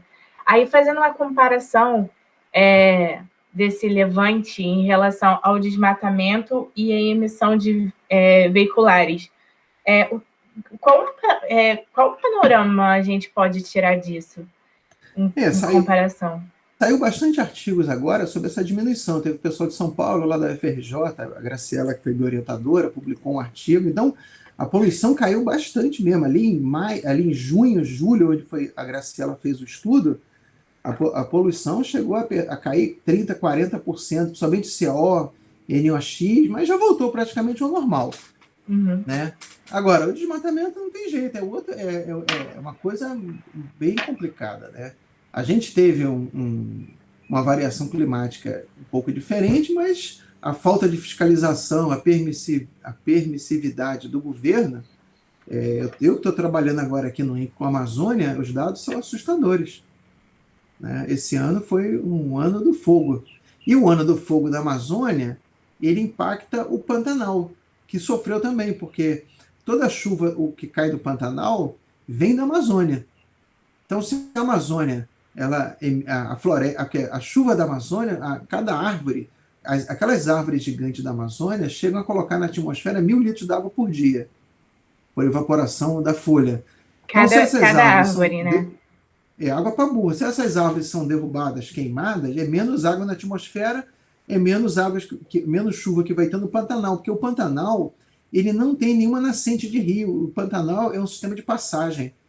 Então chove, o que veio da Amazônia chove no Pantanal e chove aqui também. O que chove aqui quase tudo vem da Amazônia.